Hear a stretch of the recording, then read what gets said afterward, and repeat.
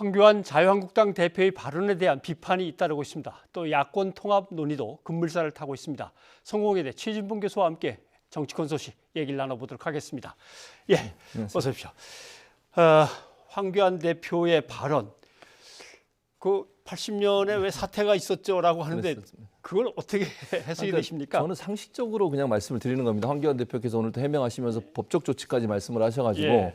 근데 상식적으로 그냥 제 개인적인 판단을 말씀을 드리면 80년대 어떤 사태 그럼 뭐 제가 볼 때 상식적으로 80년대를 기억하거나 그 시대에 대학을 다녔던 분들 같은 경우는 누구나 광주 민주화 운동을 떠올릴 수밖에 없습니다.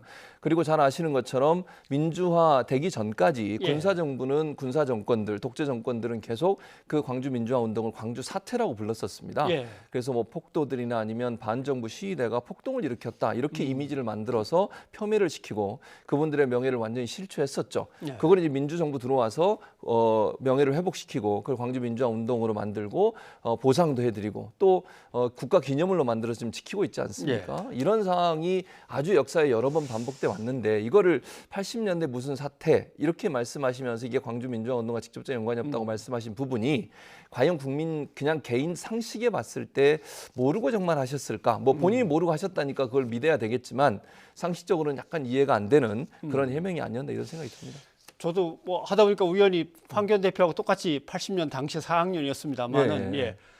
80년대 사태하면은 뭐 떠오르는 거는 사실 한 가지 사건밖에는 없습니다. 예, 당시에 그렇습니다. 5월 17일에 전체 휴교령이 내려져 갖고 107일간 그 휴교령이 길어졌었으니까.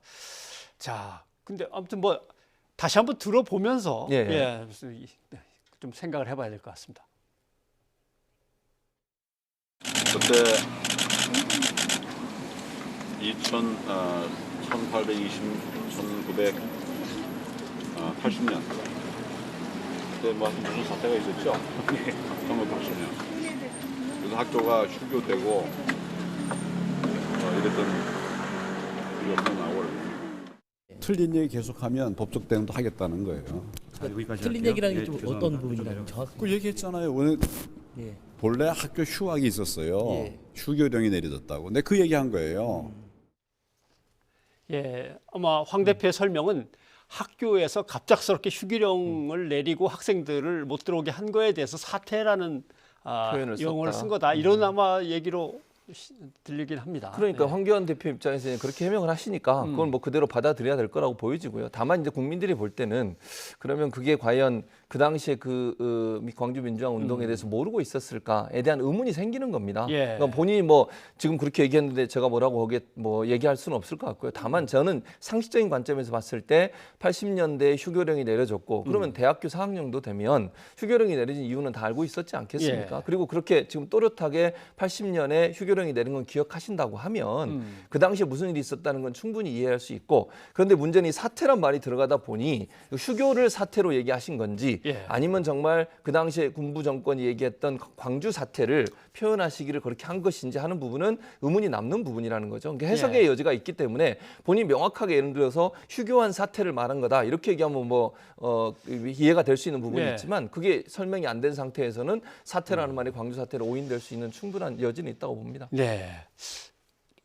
광주하고 황교안 대표는 사실 좀 악연입니다. 그렇습니다. 그래서 광주 이 문제를 가지고 황 대표가 좀 강경하게 나서는 거는 뭔가 주도권을 잃지 않으려는 어떤 의도가 담긴 건가 이런 생각도 들고요. 정치적으로 그렇게 해석해 볼 수도 있을 것 같습니다. 지금 말씀하신 것처럼 사실 5.18 관련해서는 5.18 망은 의원들 논란이 됐지 않습니까? 그렇죠. 그 당시에 뭐 두세 명 정도 논란이 됐는데 잘 아시는 것처럼 지금까지 그분들에 대한 구체적인 어떤 처벌, 당내 처벌이 없었어요. 그러다 보니까 정말 그럼 자유한국당과 황교안 대표는 과연 광주 민주화 운동에 대한 폄훼, 이 문제에 대해서 과연 어떻게 인식하고 계시는가 하는 부분에 대한 비판이 지금 일고 있는 상황이고요.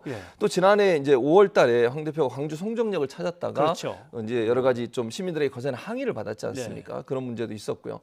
또 송정역 물세례를 받고 난 뒤에도 본인은 끊임없이 얘기하셨어요. 5.18 민주화 운동 38주년 기념식에 참석하겠다, 강행하겠다. 광주에서는 이거 맞겠다. 이렇게 지금 나오면서 논란이 됐었는데 그러다 보니까 광주와 황교안 대표 간의 어떤 그 충돌의 양상이 계속 지속돼 왔고 그 연장선상에서 혹시 이런 말이 나온 게 아닌가 하는 의혹이 지금 생기는 거죠. 물론 뭐 본인이 아니라고 하시니까 그걸 제가 단정적으로 말씀드릴 수는 없습니다만 광주 시민들 같은 경우에는 이제 분노가 생기는 거죠. 그런 여러 가지 경험들이 있었고 사례들이 있었기 때문에 황교안 대표가 혹시나 광주 사태, 광주 민주화운동을 광주 사태로 부르시려고 했던 게 아닌가 하는 의심의 눈초리를 버리지 못하고 있는 상황입니다. 네.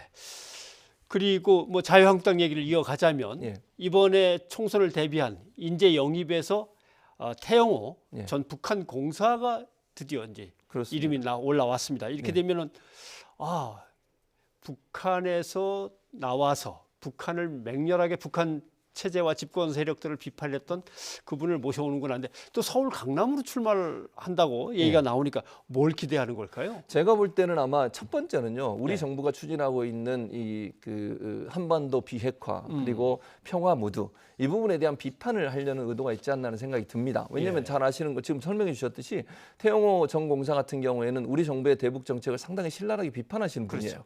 그리고 이제 김정은 정권을 완전히 제거해야 된다고 계속 얘기를 하고 있는 분이어서 현 정부의 통일 정책이나 아니면 대북 정책에 대해서 상당히 비판적 입장을 취했기 때문에 현 정부의 이런 한반도 비핵화나 아니면 평화 무드에 대한 반대적인 의견 또 여론 확산을 위해서 태영호 전 공사를 영입한 게 아닌가 저는 개인적으로 생각을 하고 강남 갑으로 나갈 가능성이 있다 이렇게 그렇게 되고 있는데 보통 이제 지난번에도 한번 탈북자 한 분이 당선된 적이 있었어요. 근데 그분은 비례로 당선이 됐거든요. 근데 이번에 비례로 나가지 않고 지역구를 나간다고 하는 것은 어찌 보면 지역구로 나간다는 게 상징성을 보여주는 거잖아요. 그러니까 국민들이 이만큼 이 사람을 지지해서 이분이 당선됐다 이런 의미를 가져올 수 있고 그런데 강남 갑으로 가면 사실 그 지역은 잘 아시는 것처럼 보수 진영이 유리한 지역이에요. 그렇죠. 그러니까 거기 나가시기만 하면 거의 당선될 가능성이 높아지기 때문에 그 두 가지 토끼를 한꺼번에 잡겠다는 거죠. 만약에 떨어지게 되면 반대로 얘기하세요. 태영호 전 공사가 만약에 지역구에 나갔는데 낙선을 하게 되면 이 데미지가 엄청 커질 수 있지 않겠습니까? 그 피해가. 그런 상황에서 본다고 하면 안전한 곳에 출마를 시키되 지역구 출마라는 이미지를 얻어오는 그런 이제 일거양득을 하겠다고 하는 의도인 것 같은데 이제 국민들이 그걸 또 그렇게 볼 거냐 하는 부분은 또 다른 문제라는 생각이 듭니다. 근데 북한 체제에 대해서 뭐 강한 비판에 이제 계속 내놓던 분이기 때문에 그동안 또 신변 경호 문제도 있었단 말이죠. 근데 또 지역구 출마를 하시면 계속 또 유세도 다니고 해야 되는데 이건 또 당에다만 맡길 거 아니고 국가 차원에서 또 보호를 해줘야 되니까 이게 활동이 자유롭지는 못하실 것 같아서 일정 부분 제한이 될 것 같아요. 근데 이제 강남 갑에 만약에 출마를 하신다면 제가 볼 때 그렇게 유세를 많이 안 다니셔도 어느 정도 인지도도 있고 또 태영호 전 공사가 국민적 인지도는 있잖아요. 뭐 좋아하는 분과 안 좋아하는 분이 나눠지긴 하지만 그런 차원에서 본다고 하면 뭐 적극적으로 다른 후보처럼 막 구석구석 다니지는 못하실 거예요. 그러나 이제 방금 말씀하신 것처럼 정부 입장에 부담이 되죠. 그러니까 뭐 다른 부담이 아니라 경호 문제가 엄청나게 신경 쓸 겁니다. 이건. 왜냐하면 혹시나 선거운동하다가 유세하다가 뭐 테러를 당하거나 만약의 경우에 그러면 이 모든 책임은 또 정부한테 다 떠넘길 수밖에 없어요. 그래서 상당히 부담스러울 수밖에 없는데 엄청나게 국제적인 이슈가 될 수도 있는 그럼요. 거니까. 그럴 수밖에 없습니다. 그래서 부담이 되는데 뭐 본인이 피선거권이 있는 상태에서 나가겠다고 하는 걸 막을 수도 없고 정부는 이제 아마 그 경호 문제를 더 철두철미하게 할 거로 보여집니다. 민주당 얘기도 좀 해야 될 것 같습니다. 1차 인재 영입이 이제 끝났습니다. 그렇습니다. 막 끝났는데 20호 인재가 최기상 전 부장판사입니다.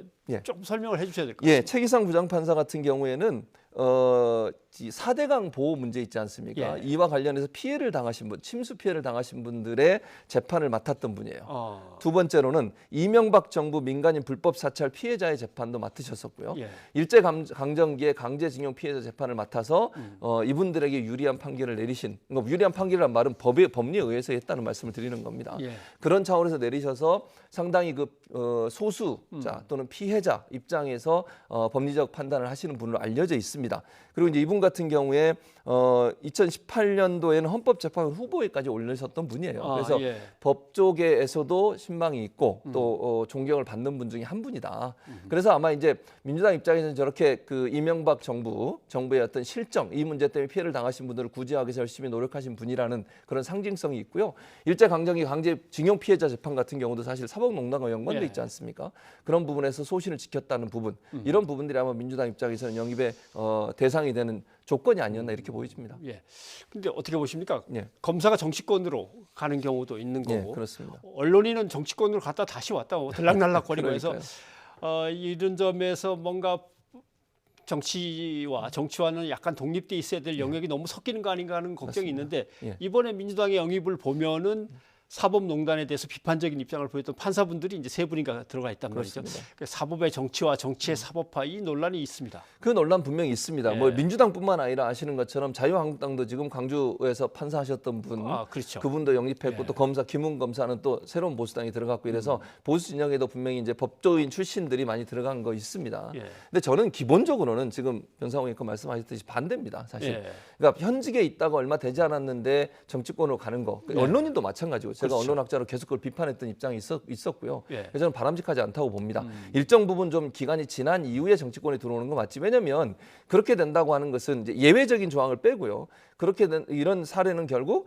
기존에 그런 법관으로 있거나 검사로 있을 때 예. 정치권의 줄을 더기 위해서 노력을 했지 않았나는 의혹이 생길 수밖에 없어요. 그럼 예. 제대로 공정한 재판을 했겠냐. 언론사 기자도 마찬가지 아니겠습니까? 예. 그 전날까지 앵커를 하다가 갑자기 어느 정당의 후보로 가버리면 그분이 정말 공정한 보도를 했을까에는 의문이 생길 수밖에 없는 것이고 그래서 저는 기본적으로 반대입니다만 다만 이제 예외적 사항으로 예. 예를 들어서 그 공익 제보자 같은 경우가 있을 수 있는 거잖아요. 그 조직의 문제를 제기하고 그것 때문에 파면이 되거나 아니면 해임이 되거나 예. 불이익을 당했을 경우 이런 경우는 이제 예외적 조항으로 저는 이제 인정할 수 있다고 보는데 그런 경우가 아니라고 하면 법조인이 바로 예. 현직에 있다가 정치권으로 가는 것을 좀 지향해야 되는 여야를 떠나서 그런 생각이 듭니다. 네.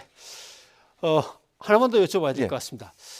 안철수 국민당 위원장 여전히 이제 독자 행보를 얘기하고 있고 과연 다른 당과의 통합이나 이런 거 얘기하시겠습니까? 그러니까 선을 딱 긋습니다. 그렇습니다. 맞습니다.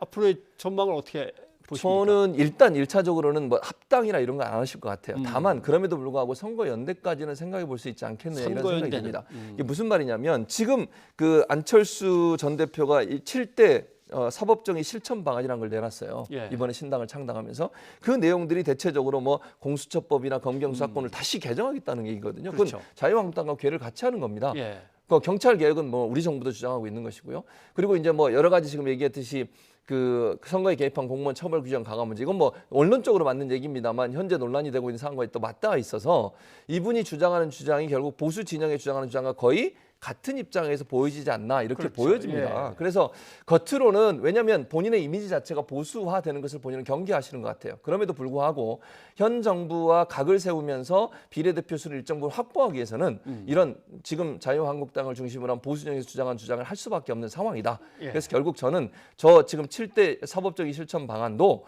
반문 진영의 표를 일정 부분 끌어올려는 의도를 갖고 있다고 보여지고요. 그래서 합당이나 이런 걸 통해서 보수적인 색채가 본인한테 드리워지는 것은 거부하지만 예. 그럼에도 불구하고 현 정부와 각을 세우는 데는 좀 더 각을 세우는 방향으로 갈 거다. 그것이 현재 본인이 세운 신당에서 비례대표를 더 많이 당선시킬 수 있는 방법이라고 판단하신 것 같습니다. 네, 일단 사법적인 실천 방안을 내놓았고 다음에 또 어떤 것들을 내놓는가 보면서 예. 그건 또 계속 판단을 해 나가야 될 것 같습니다. 교수님 오늘 고맙습니다. 예, 감사합니다.